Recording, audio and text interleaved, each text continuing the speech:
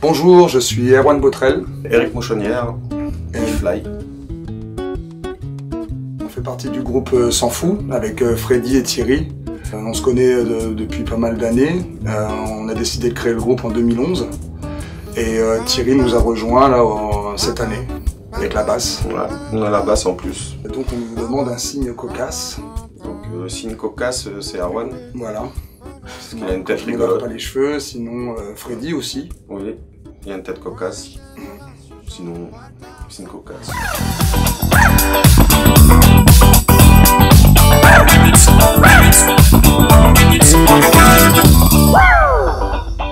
Donc nos actus, c'est le deuxième album qui va sortir pour le mois d'août. Et puis quelques concerts, comme le 8 juin pour la sortie de l'Andemix. Donc on fait un Andemix live à la place des Cocotiers, au kiosque à musique. Le 22 juillet, on est Un Dumbéa à Dumbéa. pour une rencontre musicale autour de l'acoustique. Le 9 septembre, c'est les Franco, la grosse scène, pour nous là, donc le gros concert de l'année. Et le 17 septembre, on a Méharé à la fois. Le deuxième album qui sort, là, ça va être un album complet avec environ 12-13 titres. Pour les Francopholies, bah, on a, pour cette grosse scène qui nous attend là, on a eu le plaisir d'être coaché par Juliette Solal. Enfin, le plaisir. On a appris plein de choses, c'était très enrichissant, hein, même si c'était très dur. D'ailleurs, j'ai plus de voix. Tu veux pas raconter ta petite expérience de coaching Non, j'ai pas cicatrisé encore pour le coaching. J'attends un peu.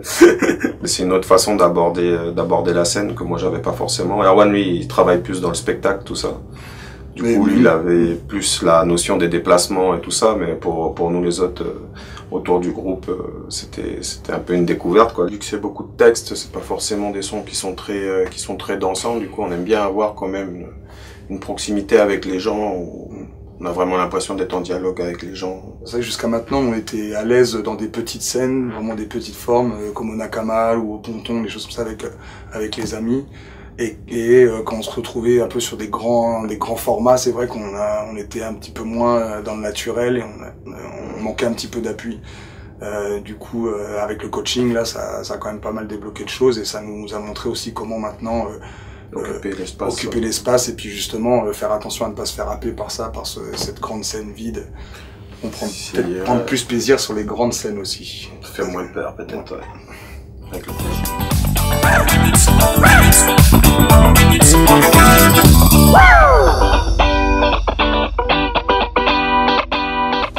Ok. Question mode d'emploi.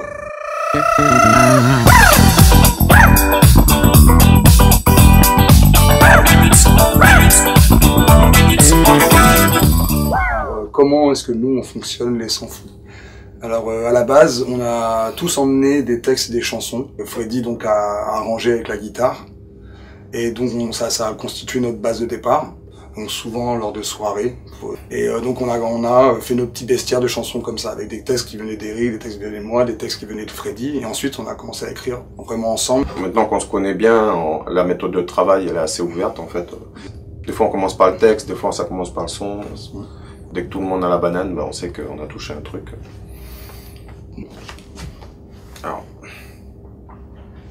Alors expérience culturelle.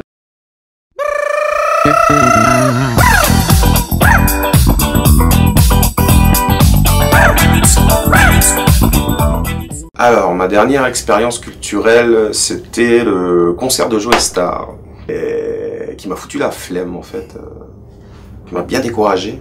Parce qu'il n'a pas envoyé de texte et tout ça. Le truc était bien en fait, c'est la première partie avec les frangins, Akidab, Nasty, Reza, ils ont fait le travail. Sachant que je suis un gros fan de la vieille époque et tout, NTM et compagnie. Un peu blasé quoi. Qui chante pas en fait. Boubeng, boubeng, popopo, puis en fait il n'y a pas de texte en fait. Non mais il fait quoi maintenant? Il fait ambianceur. Oui c'est ça. C'est pas pareil. Ouais. Alors, question existentielle.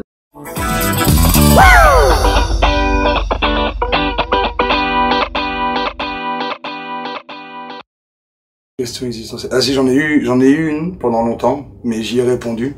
En fait, je me posais la question, pourquoi est-ce qu'il restait encore des poils à l'homme en 2017, genre, comment ça se fait qu'il nous reste encore des poils, ça, il y a même des chats, ils ont abandonné leurs poils, les chats, je sais plus comment on les appelle, là. Pourquoi est-ce que, et en fait, un jour, j'ai eu ça. Pourquoi est-ce que, je sais pas si vous allez faire quelque chose avec ça. Je sais pas. Pourquoi est-ce qu'il nous reste des poils? Hein? Non? Pas de réponse? Oui, bah oui, j'ai trouvé la réponse un jour. Ouais. Bah, c'est pour faire mousser le savon. Voilà. Et donc depuis que j'ai trouvé la réponse, j'arrive à dormir. Il y a des révélations comme ça, on se pose les vraies questions.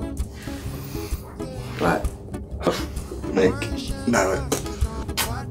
Voilà. Respect, tu te prends la tête. Ouais, je sais.